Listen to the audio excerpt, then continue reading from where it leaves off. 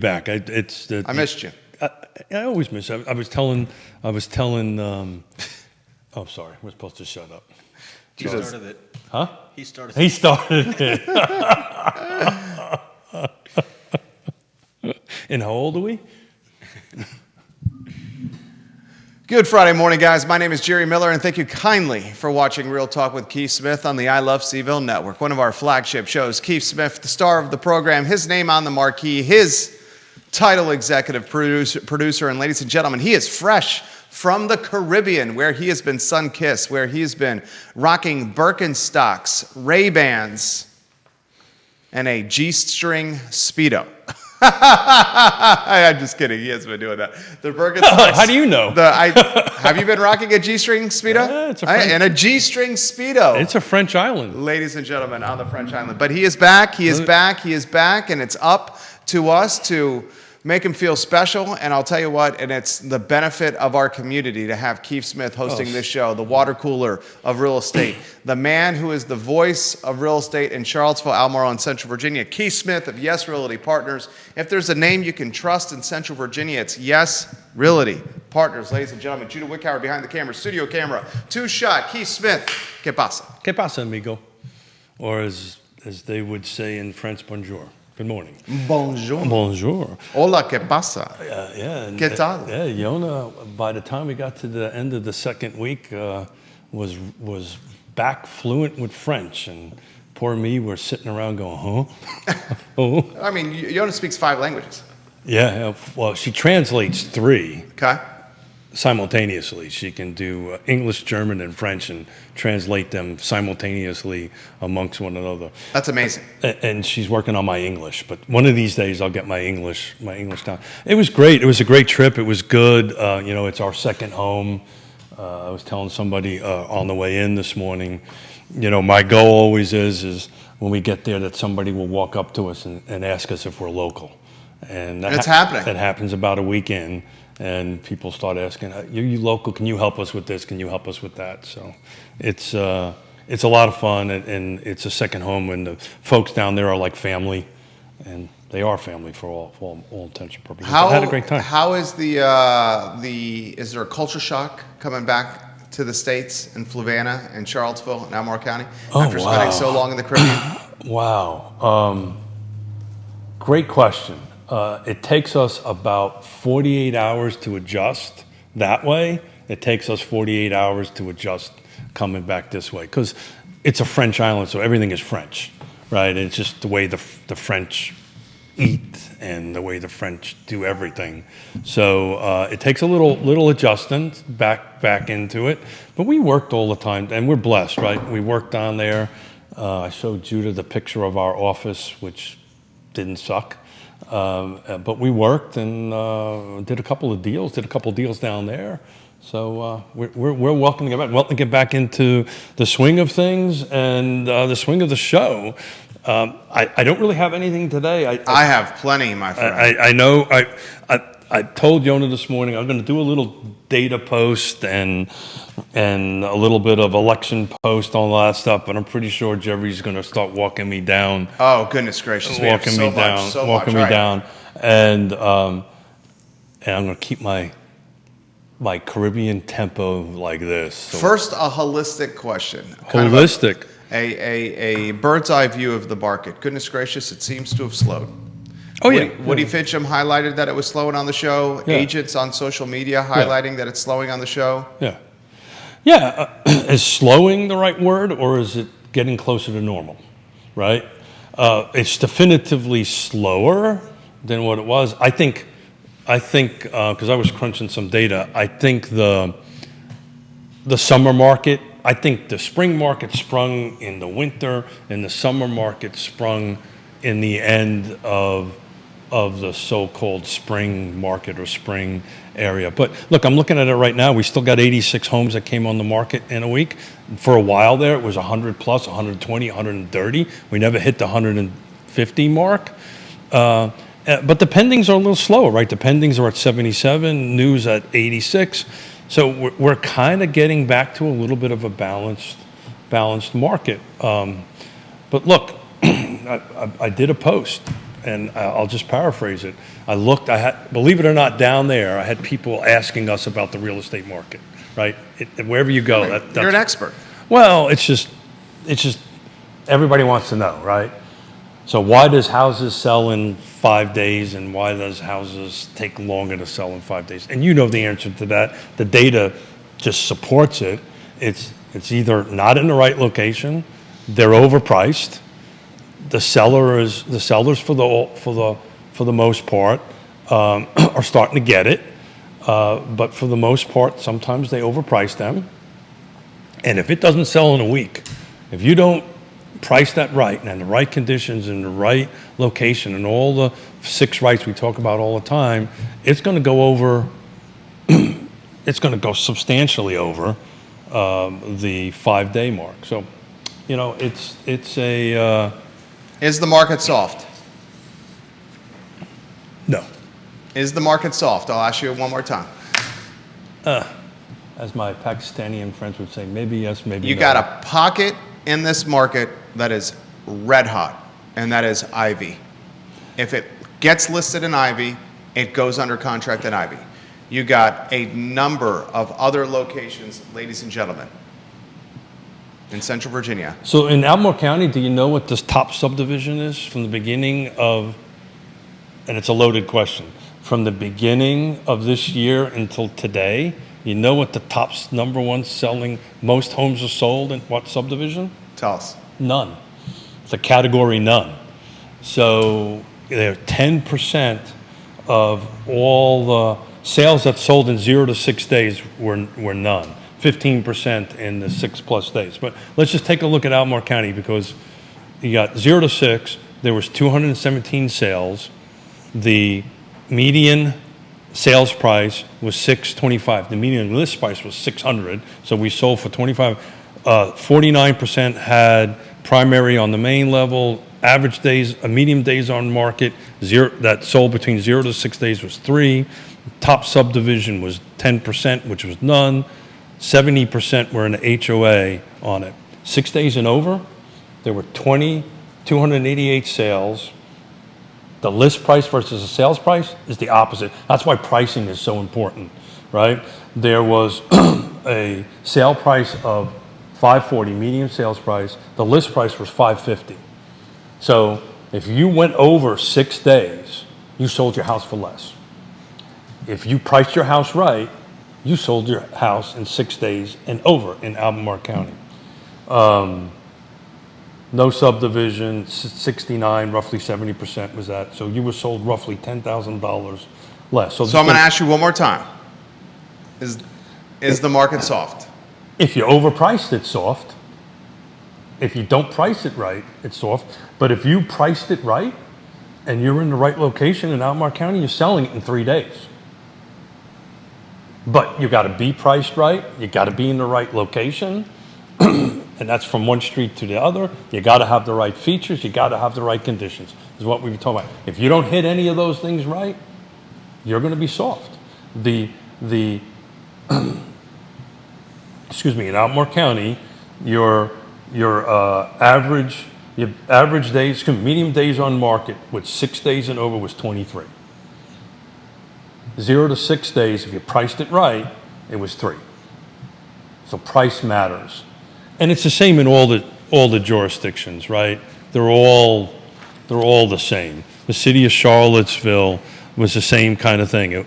The median sales price was for 0 to 6 days was $559. List was $549. So they sold more. The slower units in the city of Charlottesville, it was the opposite. It was $485 was the median days, 6 days and over, versus $500,000 in list. So they sold for roughly $15,000 less. So pricing in this market, price matters. If you go in too high, just think about this. It's 6 days, right? If you go past your first weekend and you don't have any activity in 6 days, your price wrong. It's that simple. So defining soft in today's market is a difficult definition, right? And we've been talking about this forever, that, the micro market matters, right? Location matters. Compared to the unicorn years, yeah, 100%. And you know what? Thank God.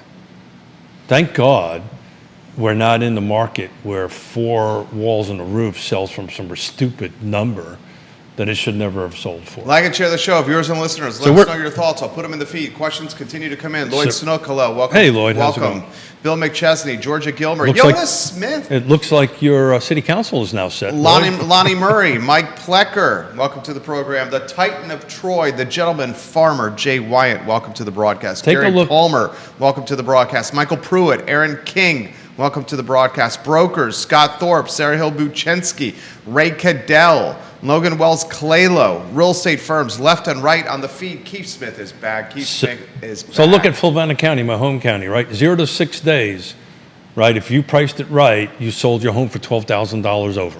The whole county, the median sales price was $412. The median list was $400. If you went over 6 days, you sold it for $10,000 less. So you got to price it right. You just got to approach the market from a very price-sensitive perspective. And guess who are the smartest group of people out there right now? Buyers? The buyers. The buyers have more leverage than they've had in years. Buyers have more leverage than they've had in years right now. Well, they do and they don't, right? What, you're saying because of the interest rate?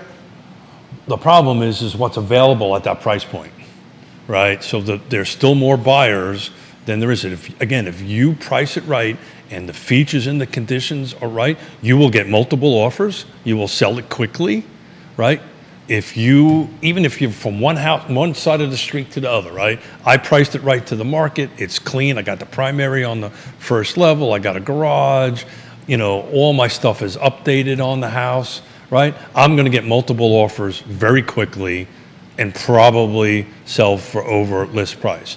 Your house across the street doesn't meet all those things. And oh, by the way, my buddy 2 years ago got $50,000 for the house, so I want to list it for $50,000 over what the market is telling you right now. You just lost. You will lose.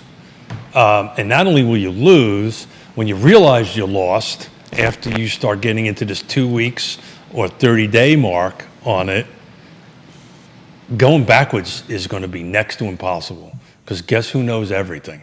The buyer. They know what you started it on, they know what you're at, and the buyer will just move on to something that checks all the boxes and ready to move in. Comments, put them in the feed. Comments coming in. Jerry, you got to talk with Keith Smith of what happened with local elections. We certainly will do that. Evergreen Builders and Developers. We will break some news on the I Love CVille show at 12:30. I'll tease it right now on Real Talk with Keith Smith. The I Love CVille Network is the place for conversation and news in Central Virginia. Legacy Media watches us and then reports it on their platforms. Here's the breaking news tease. Evergreen is scrapping the 6th Brownstone project at 303 Alderman Road and will build a massive single-family detached home. And that is a duh, and they'll make a ton of money. They're going to make a ton of money. Yeah, Perhaps that and was the the sad- path of least resistance from day one, and the path that should have been pursued from day one. Well, they pursued the path because they were told by ordinances and so forth and so on, this is what we want. The problem is, and I'm just repeating myself 100 million times, it's the back end, right? The site plan end of it. And well, what didn't come up in title was covenants and restrictions from 1941 that did not show up in a title search. And it was missed at closing, these covenants and restrictions. Well, that's and those interesting. covenants and restrictions heard it from the horse's mouth, did not show up in closing. And when those covenants and restrictions did not show up in closing, Lewis Mountain, the neighborhood, and the sophisticated owners in Lewis Mountain and adjoining neighborhoods reminded did everybody. A deep dive on the covenants and restrictions and said, aha, this is going to be our Normandy beach. We will die on this beach using covenants and restrictions to fight this 6th Brownstone project. Well, I'm surprised that I hope they got owner's insurance, title insurance policy So they're going to get it from both ends because that should have got caught in title. That's very interesting. You got some breaking news right there. We'll talk about it on the I Love CVille show. Should we talk about Sally Duncan winning a spot in the Jack Jewett district on the Albemarle County Board of Supervisors? Beats Dave Shreve. And Jen Fleischer, City Council, ranked choice voting. Juan Diego Wade on council. Brian Pinkston out. so here's my take on that. Very few people have just voted for the next path for the next 4 years for the city of Albemarle, the city of Charlottesville and the county of Albemarle. So only Voter turnout was meager. beyond meager. Yeah. It was ridiculously low. 11 out of 100 voters participated in Albemarle County. That's 11%. Now, it even breaks down. Well, you also know that in the Jack Jewett race, you have to live in the Jack Jewett district to be able to vote in that election. As, yes, Jack Jewett, race, you had to live in that district to vote. 100%. Okay. And most of the 9,962 voters were voting for the other races that were there, right? So as far as Albemarle County is concerned, right, you can't, I tried this morning, I couldn't break down the total number of voters in the Jack Jewett district, but at the end of the day, 726 voters made a decision on that seat out of a total of 8,700 and just 87,000, voters on that. And as you know, in the state of Virginia, you don't have to be party affiliated. Anybody can vote in a primary, right? You just got to be a registered voter. But the bottom line is you're now basically set in Albemarle County. You've got the one, Samuel Miller's still up, right? Fred Missile. Yeah. Scott Smith. Scott Smith is going to join us on the I Love CVille show next week. That'll be an interesting race. The long and short of it is the board is already set, right? The one vote, one board member can hopefully make a difference one way or the other. But for the most part, it's set. It's ready to go. The city of Charlottesville, done. It's ready to go. It is ready to rock and roll for the next 4 years. That was 9 out of 100 registered voters voted for Jen. 6 out of 100 voted for Juan Diego, and 2 out of 100 voted for Brian. But a total of 18%. That's 18 out Voter of... turnout in the city of Charlottesville was downright pathetic. And I'll say it. It was downright pathetic. He's too nice to say it.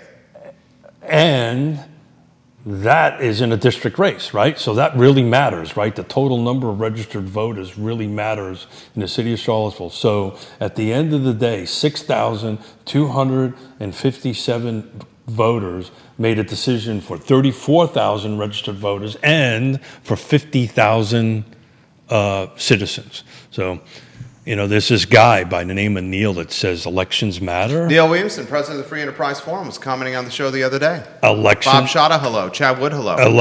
matter. Carly Wagner, hello. Katie Pearl, hello. So the agenda, from my perspective, from the city of Charlottesville, has now just been set, and we shall see how it goes. Ladies and gentlemen, let us know your thoughts. We will put them in the feed. Comments are coming in.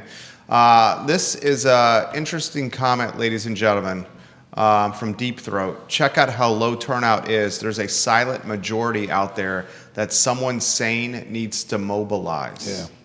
A silent majority. Yeah, someone sane needs to mobilize. Yeah, I mean, I didn't get a chance to crunch these numbers to this morning, and it just was shocking. Sally Duncan running on a platform of raising taxes across the board. Yeah, and both of them, look, I'm a housing advocate, right? Both of them were pro-housing, so we're going to see how that plays out over the city side of it and Albemarle County side of it. I think at the end of the day, it's probably going to be too little too late. Why do you say that? I just think if you have both bodies pushing through housing as a priority, just the runway, even if they're on board and fast track them, the runway to go ahead and get projects in the ground will probably happen after this election cycle. In other words, it'll take more than 4 years to get anything put in the ground. So it could get in the system and get moving, but unless they figure out how to turn, as I always say, red tape into green tape, you're probably not going to see a lot of it. Landslide victories for candidates and platforms that See, highlighted. I don't see it as a landslide. Oh, it's a dominant. She crushed Dave Shreve, Sally Duncan. It wasn't even close. 100%. Brian Pinkston was so far in third place, it wasn't even close. You know, and Brian Pinkston got hammered. I get that. 100%. Dave Shreve got hammered. 100%. 100%. But I don't think Shreve, and I'll talk about this on the I Love CVille show. We don't talk about this on Real Talk. It was not a smart campaign by Dave Shreve. well, I'll highlight that. I said it to his face. Yeah. I said it to him on the phone. I said it when he was on the I Love CVille show. Yeah. He's running a wrong campaign. if we were betting folks, we kind of knew how that was I going to told go. him, Sally Duncan is crushing you right now. You have to do these things. He did not do them. But my point is, when you say landslide, if we would have had 30% turnout, 40% turnout, and had these same percentage numbers winning, it'd be a landslide. She won 726 to 451, right? Correct. I just don't know. That's domination. 100%. Between those two numbers, 100%. But my point is that's only one out of every countywide vote. Now, You're highlighting that the voter turnout was terrible. That's what you're highlighting. and it's really, so when you in my mind, when you use the word blowout, yes, compared to two, it wasn't a contest.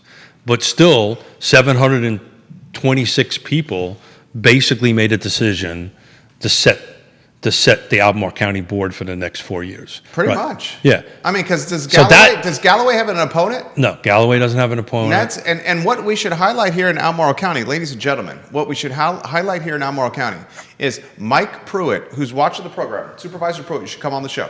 If you're here, Supervisor Pruitt, He's I'll always give you a welcome. flying chest bump. He's always welcome. Supervisor Pruitt, Supervisor soon-to-be Supervisor Duncan, and Supervisor soon-to-be Galloway, current Supervisor Galloway. Those three are going to form a threesome, a pack, a triad, right? And if they can persuade, Let's use the word block. if they can persuade somebody else from maybe Malik, I don't think it's going to be Malik. It won't be Malik. I don't think it's going to be Lepisto Kirtley. The key for them to get some true Well, policy. there's a better chance. It's probably Missile in the Samuel Miller district. He Yeah. works for the UVA Foundation. If Pruitt, Duncan, and Galloway can recruit Missile over on certain policy and voting, you may see the following happen in Charlottesville, and I'm going to bang it out very succinctly for the viewers and listeners. A, you will see real estate taxes increase. B, you may see the 5% development area expand. C, you may see part of the development area traded out for other aspects of the that are outside the development area. That you'll see. Specifically, Pruitt campaigning for Rivanna Village outside Glenmore. Yeah, He says trade out Rivanna Village. It's in the development area for other tract of land that's outside the So development you'll area. see that for sure. This is a And- crossroads for Albemarle County. And you're going to see. And I've been all over this. And you're going to see the reclassification of industrial and commercial. This comment Low comes in. hanging fruit. This comment comes in off the record from an elected official. He says, but before- off the record, so many of us were telling Dave Shreve what you were saying on the I Love CVille show. He did not even have a campaign advisor. I told him, you need to run on the fact that Sally Duncan is a private school teacher. You need to run on the fact that she lives in a extremely large house in Earlysville while she's trying to kind of paint herself as a woe is me tenant and renter. She's paying absurd amounts of rent, higher than a lot of people's mortgages. Her husband, an extremely well compensated figure at City Hall in Charlottesville. And I told her, I told Dave Shreve, you need to run on a campaign that's saying she wants to raise your taxes. I don't. He did none of that. Yeah. He did none of that. Well, my suspicion is he probably got talked into it and really didn't want to do it. But I don't know the man and never sat down and I know the man. had a conversation. And I said this to him to his face. Yeah. But my point I'm trying to make is 726 votes made this decision. And you're right. I'm pretty sure Mr. Missile's going to win. Mr. Missile's going to win. Steve Smith or Scott Smith. Scott Smith is on the show. What day is he on the show, Judah? Next week? Yeah, and I'm not, I wish every single one of these elections we got coming up were contested. We literally got less than what you can count on one hand being contested. Nelson County is a little interesting. We go back to that later. There's quite a bit of contested races that are going to happen in there that just haven't hit the press yet that I got from our dear friend Jesse Rutherford. There's quite a few. Watching the program, Jesse Rutherford. There's quite a few. We'll talk about that later. But my point I was trying to get at is, I was reading the so-called legacy media about landslide victories and all this stuff. And yes, right, when you compare numbers from candidate A and candidate B or candidate C, yes, in those individual numbers, but the percentage of voters that turned out that have now just had the ability to set the course for our and the coffee's kicking in, the two largest jurisdictions in our 6 jurisdictions, by far, is Albemarle and the city of Charlottesville. Those are the two 10-ton elephants in the room.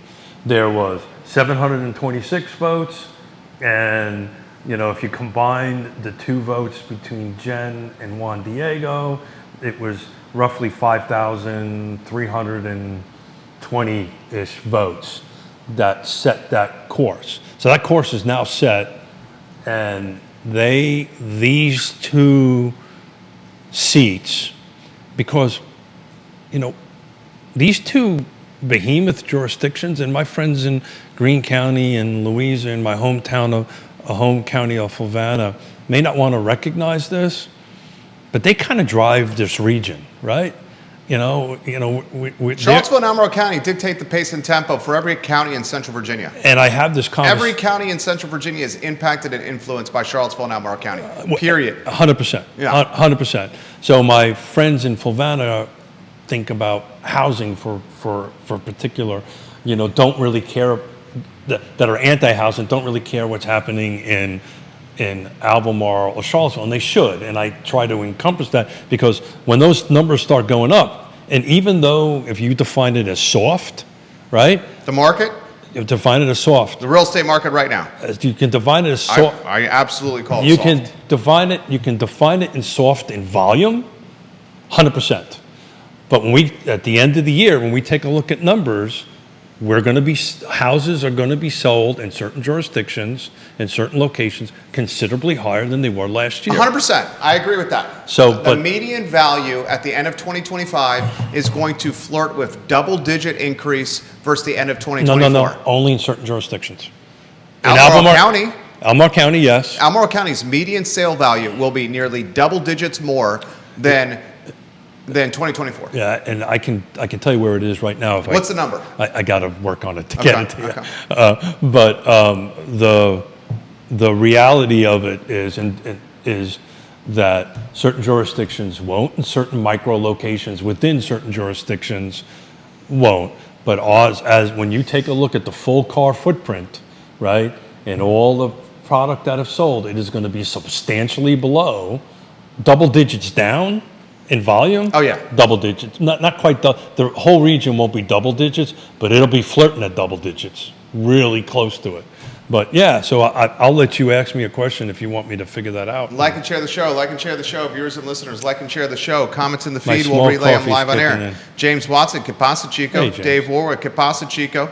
Like and share the show. If you have questions, put them in the feed. We'll relay them live on air. Albemarle County, Michael Guthrie, hello. Albemarle County, ladies and gentlemen, I'm telling you right now, if Fred Missile joins the ideology platform of Galloway. Well, we know he's pro-housing because he runs the UVA Foundation. UVA Foundation. If right? Missile jumps on board with Galloway, Duncan, and Pruitt, that is 4 of 6 on the Albemarle County Board of Supervisors that will shape policy in Albemarle County for the next, geez Louise, 4 years. Pruitt's not starting his term right now. For the next handful of years. And I would not be surprised if Pruitt, I do think Mike Pruitt, and I know he's watching the program, I do think Mike Pruitt has ambitions to climb the political ladder. Do I think Mike Pruitt is going to run for a second seat, a second term in the Albemarle County Board of Supervisors? I would say he's contemplating it, but I would say that Michael Pruitt is also contemplating a run for delegate or some kind of state senator push as well. Okay? Well, I think Mike Pruitt is very politically ambitious. Okay, but I can say with confidence and conviction, if Fred Missel gets elected in the Samuel Miller district, You'll have a couple years. he will team with Galloway Yeah. and Duncan Yeah. and Pruitt, 4 of 6, Yeah. to change the complexion of Albemarle But County, ladies and gentlemen. I've been. And that's going to cost you a hell of a lot more money, I viewers have, and listeners. I have been doing this stuff since 1987 and following politics, local politics, because in my opinion, state and federal is one thing, but like real estate, right? All politics is local, all real estate is local, right? If you take a look at some of the national local real estate trends and then compare them to our locals, they're very different. Extremely different. Very different. I wouldn't right? even say close to comparable. Yeah, very different. Yeah, and that's, that's part of the problem, right? When people start looping in what the national's doing without really engaging a local trusted advisor that knows how to take a dive into the local numbers or the local market, we'll go ahead and do that. So back on Albemarle County, do you want me to include new construction or not include new construction? Include new construction, year over year. Where are median values? I- We're halfway through the year. January, February, March, April, May, June. We're halfway through the year. This is a great barometer to see what median values have done. Kevin Yancey, you are not correct here, sir. I respect you watching the program. When Sally Duncan gets 62% of the votes and Dave Shreve gets 38% of the votes, that is an ass kicking, okay? That is a landslide victory. So yes, when you just take that block of votes. And I'm going to keep on hammering. It's just... You're hammering meager voter turnout. Yeah, it's with the horrible. voters that turned out. 100%. She crushed it. 100%. And that's all the A barometer. win is a win. Exactly. A win is a win. And it wasn't close, percentage-wise. But when you have less than 1 in 100 of the... And Fleischer dominated Pinkston. 100... Now, How many votes did Pinkston have? Pinkston, 823. 823 votes. How many votes did Fleischer have? 3,000. She, Yeah. almost 4x'd Brian Pinkston. So when you use 3.5x. when you use the term landslide, yes. When it's in context of the number of folks who voted and who won, the people who won was a mandate. But was 3,108 voters in the city of Charlottesville representative of 34,000 registered voters? Forget about the total number of people. So, it's substantially low. Okay, here, let me get you some numbers. And people keep saying voter turnout. That doesn't count as a land. This is who chose to vote. This is who chose to vote. So what matters? Elections matter. 100%. And people didn't care to vote. And back to Deep Throat's comments, I wish I knew how to get people to show up to vote. I wish there was a magic wine. This is what it is. Well, you want to know? Let me finish my train of thought. Go ahead. So, because as somebody who's lived in the parts of the world where you were not allowed to vote, I just don't get it, right? I just don't get it if you have the opportunity to vote and you don't take it. And only 6,257 voters in the city of Charlottesville, in a state that it doesn't matter if you're a Democrat, independent, or Republican, you can vote in a primary, right? Any primary. You just have to say, I'm voting for the Republican primary or the Democratic primary, of 34,000 registered voters. Forget about the 50,000 people that live here. 18 out of 100, 18% of the registered voters only showed up. That is ridiculously low. You know what it is? insulting. It is an indication. Viewers and listeners of all shapes and sizes and of all political persuasions, I want you to hear what I have to say here. The voter turnout and how pathetic it was in the city of Charlottesville and how pathetic it was in Albemarle County is an indication of absolute apathy. And if you want improved voter turnout in Charlottesville City and Albemarle County, there is either the independents or the Republicans must figure out more charismatic, more confident, more charming, more conversational candidates. Yeah, I agree. 100%. Because who they are running are milquetoast. And when you position milquetoast on a ballot in jurisdictions that are dominated by one-party Democrats, you're going to have this kind of apathy, ladies and gentlemen. And that's it succinctly in a nutshell. Milquetoast candidates without campaign managers, without being aggressive on the campaign trail, without highlighting the warts of competition, Or all these people that actually organized this and put this together know better than anybody, nobody's going to show up. And then it becomes a game of trying to master the 6,257 people that are actually going to show up to vote in the city of Charlottesville, or in Albemarle County, since it's much larger, the 9,962. In Albemarle County, total voter turnout was 11%. It just ticked just barely over. And we knew it was 10%. going to be a crappy turnout. We knew it was going to be terrible turnout. Okay? It's a primary. It's not the general election.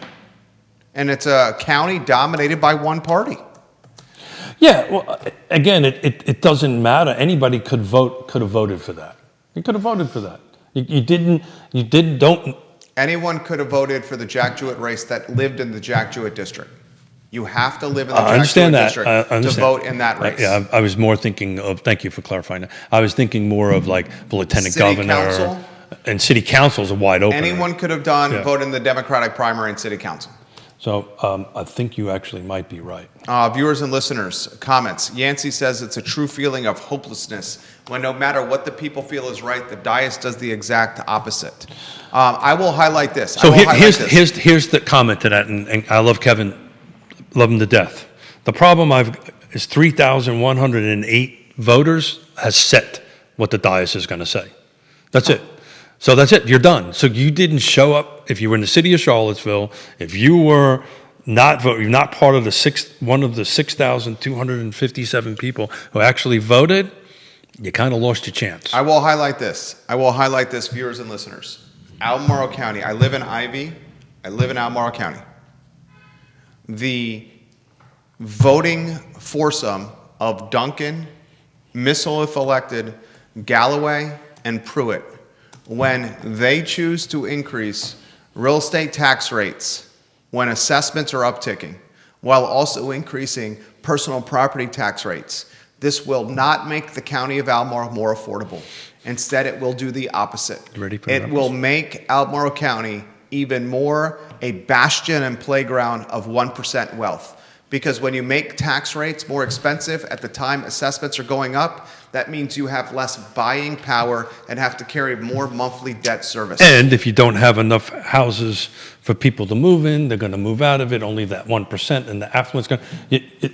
And then they're going to try to expand the development area. And when they try to expand the development area, they're going to do it at a time when labor's too expensive, when floating debt is too expensive, when the cost of construction is too expensive, and when the small builder, the medium-sized builder, has been eviscerated by 10 years of headwinds. So I don't have it with me. I actually was working on it for next Friday, was what percentage, assuming you make the area median income, what percentage of homes are available that's currently on the market, available for buyers to buy, like say in Albemarle County. I don't have the numbers. I think it's somewhere around 25%. So that's to your point, and nationwide is about 25%. I think we're a little bit higher or lower, but I haven't finished doing the math yet on it. So from a nationwide perspective, only about a quarter of the people that live in the jurisdictions can afford what's on the market. And it's going to get worse. And it's going to get worse, 100%. So, we got a little making up to do percentage-wise. Right now, the median sales price in Albemarle County, including new construction, this is median, is $570. Same period in 24 was $531, so that's a 6.34%. $570 median in 2025 at this point, including new construction. Including new construction. This is all property types, attached, detached, and condos. And this is median sales price. Same period in 24 was $531. Less, I've done my math wrong. This is 6.34%. So right now, the difference between if you bought a home somewhere in the first 6 months and 20 stays in 2024 versus this point, your value has gone up 6.3%. You ready for the down? Which county are you going to go with? No, this is Albemarle County. No, I'm talking about units now. Okay. 25, 640, 24, 705. That's more than 6%. No, sir. 531, the median in 2024 at this time, versus 570 now, is what you're saying? Yeah, did I do the math wrong? That's plus 7%. So 531,000 is you're saying, right? 530 and 24, 570. 530 or 531? 531 531. Okay. versus 570. That is an increase of 7.5%. Okay. 7.5% at this point, halfway through the year, median values have upticked. Yeah. I wrote the wrong number. It's exact number is 6.84%. I wrote 6.34%. So call it 7%. Number of units sold, though, that will be, right now, we're not quite in double digits in value in Albemarle County. You know, we got to make up another 5 points, another 4 points. Albemarle County at the close of this year will finish at double-digit median value uptick. But just at it, right? Yeah. It's just going to be just shy of it or just over 10. I don't think you're going to see these large double-digit numbers. But the volume right now is, you can double-check my math, it's 640 was so far has closed in 25. 640 units? Yeah. 705 and 24, I've got 9.22% negative. So there's been roughly 9.25% less units closed. Is it right? And I'd have to bust my calculator out. Okay. And I want to highlight this. 2024 was a down year. Oh, yeah, 100%. So 2025 is a down year versus a down year 2024. So that's an interesting point. So since I have this thing up, what year you want to pick? 2019 is the barometer. Jason Howard watching the program on Rio Road. He's the king of Rio Road, the mayor of Rio Road. Royalty on Rio Road. Jason Howard. Can anything substantially actually change in one term? The NZO was made in the city over a year ago, and it hasn't had much impact on actual builds, just increased values. Is there any chance of a more large-scale development if there's a chance the makeup of the board changes next terms and puts the brakes on any changes? It's a great question from Jason Howard. Ned Galloway is about to be on the board for his third consecutive term. So that goes back Third consecutive term. Goes back to the comment that I made that it's going I love Ned Galloway. It's going to be really hard in 4 years to do anything, right? And you got this silly thing called a lawsuit that's going on with the city of Charlottesville for the rezoning. How is that going to impact it? Not impact it on it, but Lawsuit in Arlington County, Virginia. Yeah. Arlington County, Virginia tried to also do a radical new zoning ordinance. They rolled it out. Then homeowners in Arlington County, Judah knows this, viewers and listeners, giddy up and get ready for this. Arlington County rolls out a radical new zoning ordinance. Homeowners in Arlington County sue the county. 3 judges later, the first 2 recused themselves because of conflict of interest because they lived in Arlington County and said, we can't preside over this case. Our home values are tied to this new zoning ordinance. It's a conflict of interest. Judge Worrell did not do that in the Charlottesville city. That's a topic for a different conversation. So Arlington County homeowners, they win. While this lawsuit was going on, builders decided to build houses based on the radical new zoning ordinance. Those houses were constructed and now are ready for sale. Those houses that are listed, ladies and gentlemen, have language in their listing agreement saying, if Arlington County does not win this appeal on the new zoning ordinance, this house that we built may have to be torn down. They are marketing and trying to sell homes with listing agreements that say this house might have to be raised if Arlington County does not win the appeal. How does that get financed? How does that get clean title? yeah, that is an unbelievable can of worms. I'll get into what I think I know is going to happen in Charlottesville from my perspective, but let me get to the numbers, the 19. Prices in Albemarle County since 2000, same period, 2019 versus 2025, has went up 33.86%. That 570 is where we're at now, median sales price. The median sales price at the same period in 19 was 377. It's jumped 33.86%.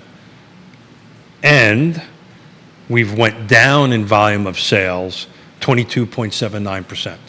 So 640 is the number of units that have closed in 25 versus 829. So we've lost a volume of, let's call it, rounded up to 23%. We lost volume. We've increased in value. I'm going to round it up to 34%. So 34% increase since 19 versus 25. This is everything, right? This is new construction, attached condos, so forth and so on. That's why the numbers are. If you were to just do detached, the numbers would be a little bit higher. The volume of units are 640 versus 829. Tell you that. So let's talk about, because I knew this was going to come up. Let's talk about what's going to happen in the city of Charlottesville now. The Charlottesville lawsuit on the new zoning ordinance does not have its day in court until... Doesn't matter. Until when, Judah? When is the day in court for the Charlottesville new zoning ordinance lawsuit? Let's get a 3-shot from Judah Wickhauer so people can see the dashing, the dapper, the distinguished, the downright dangerous Judah Wickhauer. D's? That's a lot of D's. They've scheduled it for next June, 2026. More than a year away. Yeah. More than a year away. I, on Wednesday's edition of the I Love CVille show, interviewed our friends Richard Price and Roger Voisinay to talk about Will and Mills Court. Yeah. And the first they had heard of the Arlington County homes with listing language saying if Arlington County doesn't win its appeal, these homes may be torn down. I passed that on to them, and they were taken aback. So we're not at, so let's talk a little bit about the impact on Charlottesville. That's a great piece of information. That's in Arlington, and that's their fight to fight. We, because of the inability, let me rephrase that, because of the red tape in Charlottesville, no units have really been produced since the zoning. Those two gentlemen are going to be actually probably the first ones. Oh, they're the guinea pigs. The guinea pigs. Oh, by the way, they did a workaround because they're not really using the zoning ordinance. They just subdivided it into 4 lots. They right? figured out a hack. They figured out a hack to go ahead and do it, and that's what the market does. That's what developers do. That's what business folks do. They straight up said if we had to do this again, we wouldn't do it. Yeah, 100%. Yeah, because what they did is they opened the book and said, "Okay, here's the book, and we go and do this." But I wanted to get this out because I know that this is going around. This lawsuit for the city of Charlottesville means absolutely nothing. I respectfully disagree. And I'll tell you why. Well, it means nothing because I know how it works on this side of the table. So what does matter, and that's the reason I've been hemming and hawing on the low percentage turnout, 3,108 people, they'll just fix this. Right? Because what's going to happen here? Let's say magic. They didn't fix it. They didn't fix it. Let me get this out and give me an opportunity. So, and I've said this before. Let's imagine tomorrow the Supreme Court of Virginia says you're wrong and you need to go back to the old zoning. Right? Let's say that happens. What do you think the market's going to do? What do you think the market's going to do? Adapt. Yeah, and what it's going to do is because there's a lot. Do what we all do as business owners, figure it out. There's a lot in my world, in the development building world, in the world that real estate world. They just looked at this, and I've now got 3 yes votes on the city council for a development. I'm just going to rezone it. It'll take me a little bit longer. You already had the 3 votes. Pinkston was the man who voted the new zoning ordinance in. No. Fleischer with Yeah, Pinkston I'm not doing change. I'm not doing a good job of this argument. It's done. It's over. The new zoning just went away. All the city council needs to do is just approve subdivisions. That's all they need to do. Keith, this is okay. I appreciate your take here. God, I love that you're back. You're so good. You're so good behind a microphone and in front of the camera. That's not that. I just know how. You're so good. I just know how this market works. I also know because these are conversations I'm having with developers and builders, and they don't really. As long as they've got 3 yes votes for a rezoning, they'll go through the rezoning process of it. As long as those 3 yes votes are solid on yes, we want housing at whatever. They've always had the votes. They've had the votes for 10 years. They've had the votes for 10 years, but they've never got this. Timing matters, right? So what? If I was a man that was 20 years younger than I am right now, I would be buying land and stacking them up and prepping them for rezoning. That's what I would be doing in the city of Charlottesville, because these elected body, and we're going to bring these folks on we're going to bring Juan Diego and Jen on and have this conversation. Juan Diego said, yes, I haven't spoken to Jen yet about this. And go, look, if the simple question, if because it's going to end up all the way up to the Virginia Supreme Court is where it's going to go. Same with Arlington. It's just going to work its way that way to it. It's gone away. I bring a subdivision that meets your ordinances. My response to that, you ready for this? Okay, first I'll provide data first.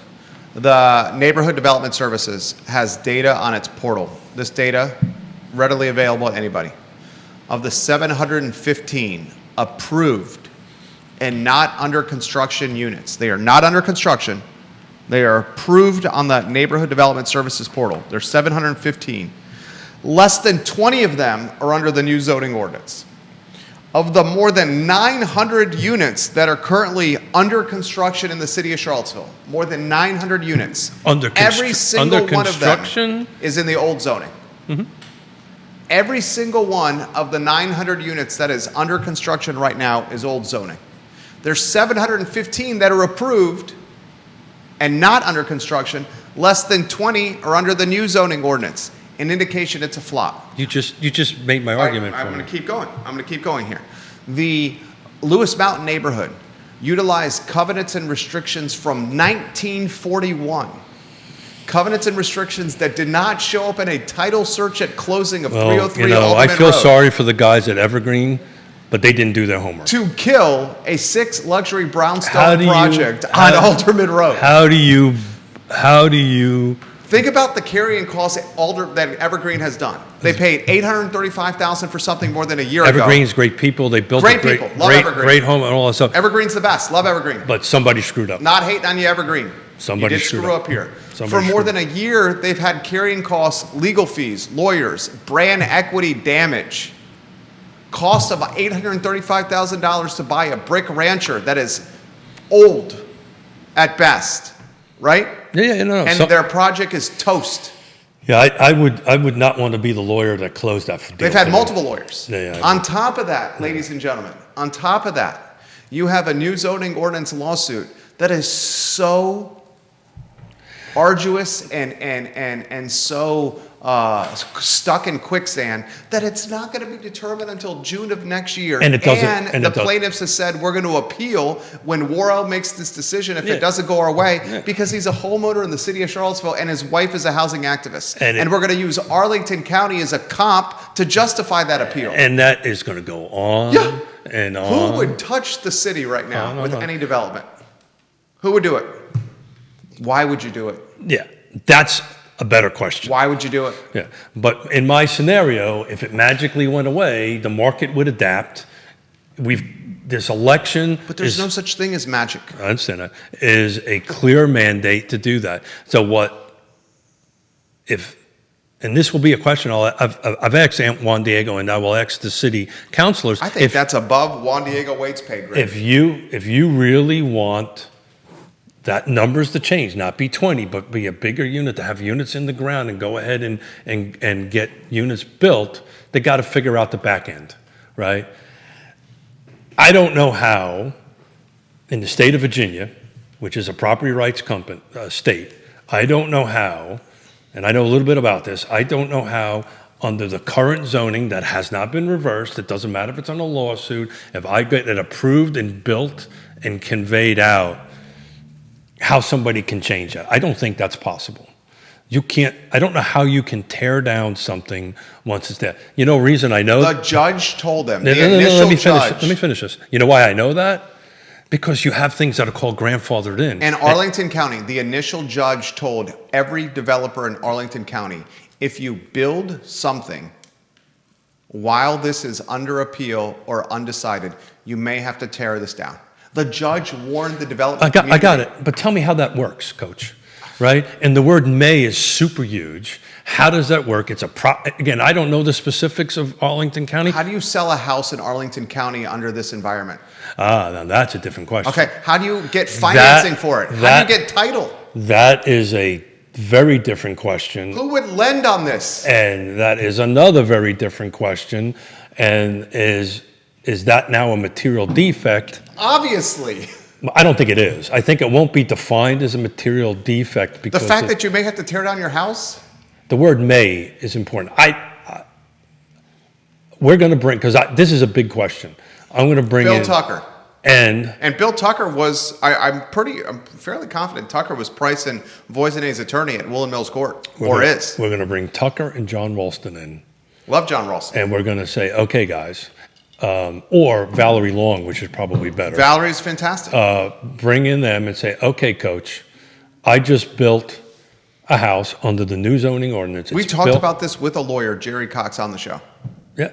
And he said, if this all go, they have the right to do that, to tear He it down. says Arlington, he said Arlington County is believe going through this before Charlottesville City. No, I get all that. I get all that. He said Charlottesville City should be literally watching Arlington No, County. no. No argument there. No argument there. But if I build a house, I know that's wrong. If I build something right now under the current ordinances, let me finish. Current ordinance, I build it, Why would you sell build it, something now? and K it. Doesn't matter. But the argument you're making is that it might have to be turned down if they change the zoning ordinance. The answer to that is they can't make you do that in the state of Virginia. They cannot, and I want some lawyer on here to tell me I'm wrong, but it's a property rights state. If I build under the current approved, it doesn't matter if it's under appeal or not, the current zoning ordinances that's adopted and approved, you're telling me the city of Charlottesville can come in and say, you now must tear this house down. There's no way in hell that'll happen. It's a property rights state. You can't do that. I would love to hear. Let's get attorneys to do that than me, but I've done enough development to know that that's it. Now, if it's under appeal, maybe does that change the dynamics? Arlington County is appealing the judge's decision, Yeah. which voted in favor of plaintiffs that said the new zoning ordinance was radical because it did not consider infrastructure strain. So what it probably means is that Officials did not adequately study the I know- strain on infrastructure. Yeah, I know the why. If it's right or wrong is immaterial, right? For this argument or this discussion we're having right here is, and it may be right. It may be that once it's in anything post-appeal, the judge might be right. You're doing this at your own risk. Prior to the appeal, if it's in the ground, it's in the ground. So we're not even, in the city of Charlottesville. Speaking with a lot of confidence on that. Well, I'm 100% sure of that. If it's in the ground and built, I can get Jerry Cox, the attorney, on the show if you want to talk about it. Sure. A lawyer. 100%. Okay. If it's approved and done prior to an appeal, right? If it gets built right now and done and occupied, built, done, and occupied right now under the current zoning before it hits some sort of appeal process, there is no way in heck in the state of Virginia that that some judge is gonna go and you now need to tear this down because it met the code and the zoning at the time. We'll get a couple of attorneys. We should get the attorneys on. We should get, there's And I'll bet one you- that I know that came on the show that is disagreeing with what you're saying. I'll bet you when you ask the question differently. Because again, then why put that language that it may have to Because- be torn down in the listing agreement? because it's probably, this I'm not sure of, but my guess is because it's in the appeal process. So it's this distinctive timeline is it before the appeal or after the appeal? These were built prior to the appeal. Built and occupied. These were built. Built and occupied. Well, I'd have to get some clarity on that. Built and Yeah. occupied. If it's built I'm gonna get and some clarity on occupied and conveyed, Yeah. there is no. built, not occupied. Built and ready for sale. Okay. And that may be the case. I don't know that, but I know. Built and ready for sale, not occupied. Okay. And has not conveyed out. It has not conveyed yet. There may be a The possibility. units have not conveyed. We should put that in layman's terms. Not sold to somebody. Yeah. That's what we're saying. So I completely agree with you that if something is built and occupied. and someone purchases it, Okay, got it. All right. We're that's saying different. the same thing. Okay. But something that is built and not sold, Yeah, okay, got it. who would ever build in that scenario? Got it. Would you build in that scenario? No, not under that scenario that's set up. Right. Not, that would be silly, but we're not Right. there. We're getting pretty close, though. No, we're not. Apparently, we're not going. June of next year, and they're going to appeal it. Okay, so we got, Between now and June, and what's not going to happen? Nothing. Because nothing's going to happen. because of. Exactly. All the headwinds that builders are facing, all the red tape that they're facing, setback requirements they're facing. By the way, May was the lowest in 5 years of new construction. Floating debt that's out there, Yeah, cost of labor, cost of goods, tariffs, uncertainty tied to Donald Trump. Well, also, if you take a look at that data closely, because I read UVA freezing pay. If you take a look at that data closely, the primary reason why building permits are down, there's not lots for them to put them on.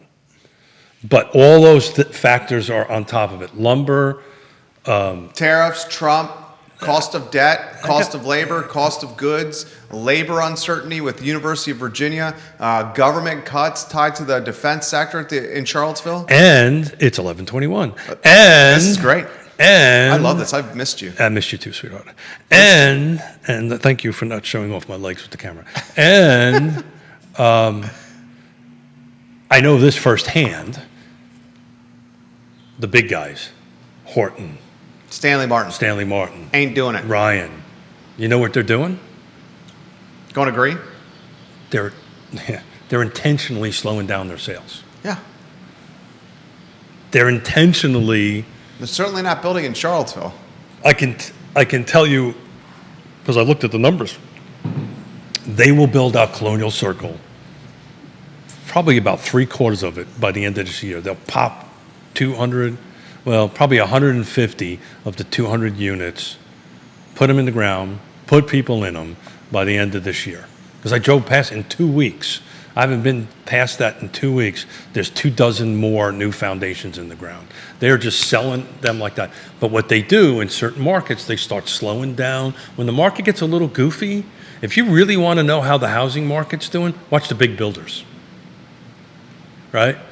When they start toning down their units in the ground, what are they trying to do? They're creating less units, which is increasing more value. They're creating less units so they can maintain price and or escalate price because That's they're exactly what they're doing. throttling supply. Geez, I might have done that once or They're twice. throttling supply to increase price point. Lonnie Murray watching the program. He Hey, says, Lonnie. I grew up in Ivy and watched as Ivy was a village, then stopped being a village because it ran out of water.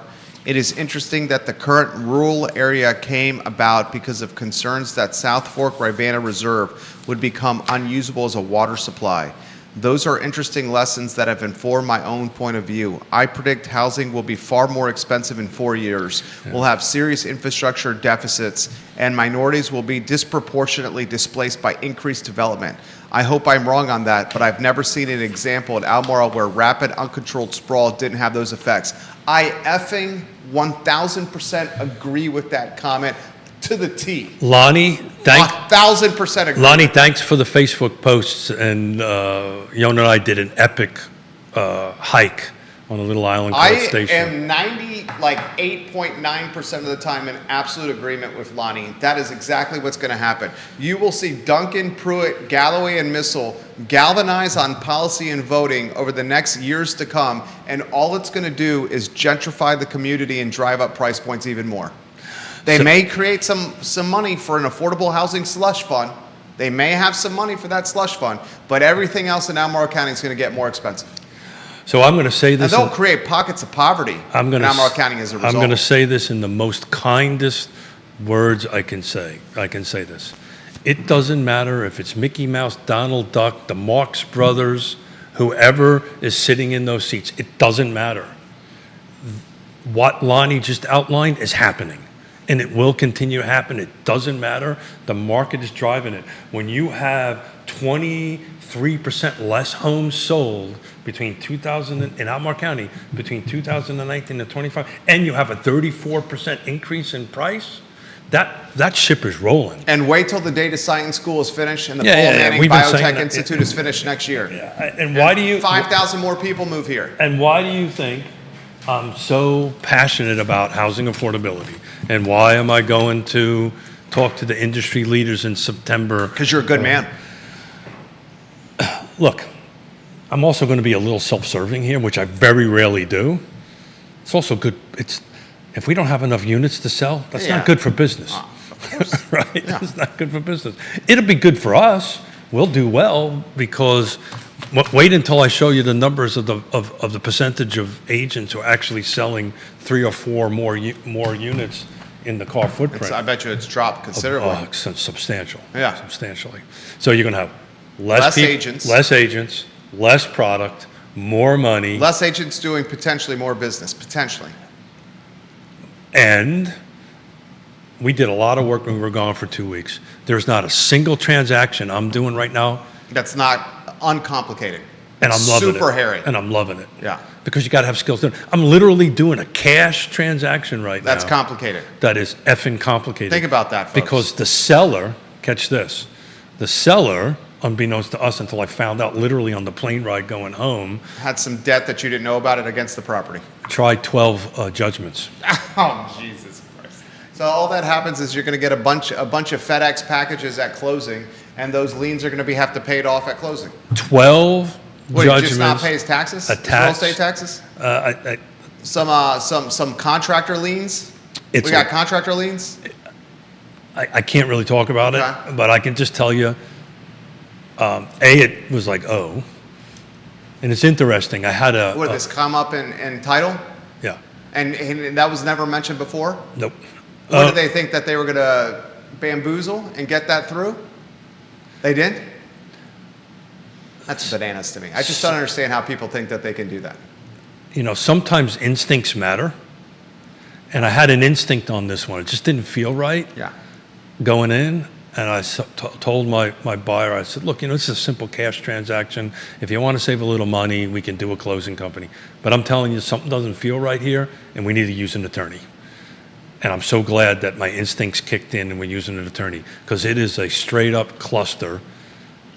I got closing next Friday. And did the seller's agent know about it? You genuinely don't think the seller's agent knew about it? I got to take that person on face value. Is the person legitimate?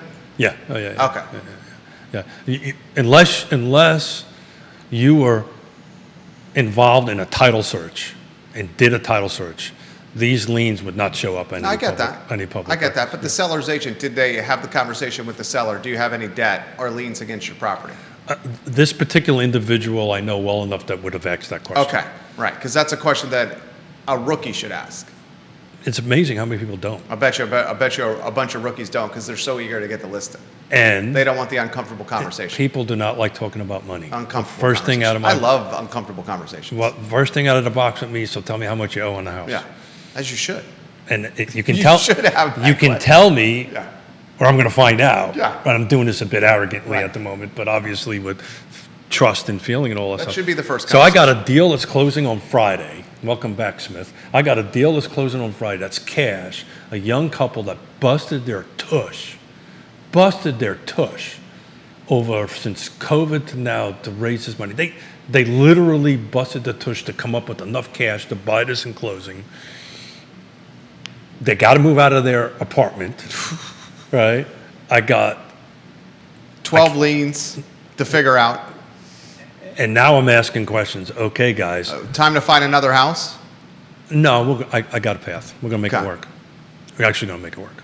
Some of these attorneys we talked about right now we're going to make this work. We've got a path. It's a little outside of the box, but we got a path. I'll tell you, if it was a loan deal, You would have found a different house. we would have been finding a different house. Yeah. But we've got some trick stuff that we can make this happen. Because it's literally on the way in, the two couples are in tears, the young couple's in tears. You know, they love the house, yada, yada, yada. I've done some deals where, at this point in my life, I don't understand why anyone wouldn't do a deep dive on that, on any house. Right? I did what I could on the front It's end. worth the money. I mean, how much is the money? A couple grand? Oh, no. $750? To do a title search? $750? Under 1,000. Yeah. Depending on who you're using. $750 to $1,500? Yeah. So this was a quick turnaround.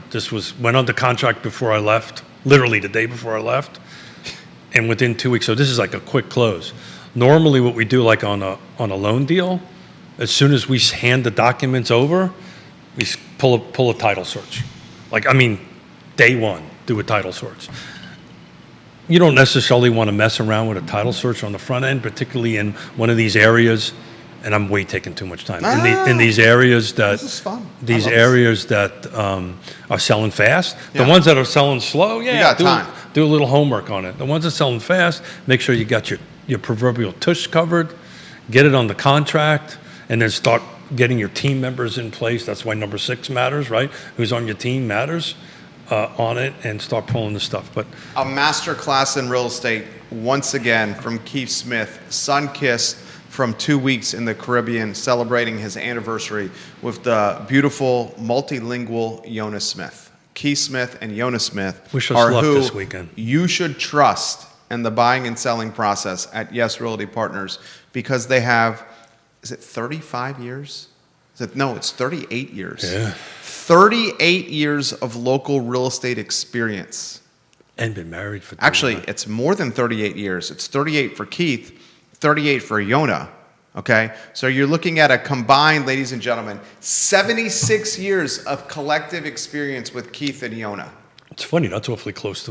I'm a lot closer to that at my age. 76 years of collective experience. It's not just us though. We're growing. We got a bunch of great folks. Yes there. Realty Partners online at yesrealtypartners.com. Judah Wickhauer behind the camera. The I Love CVille show at 12:30. Keith Smith was on point.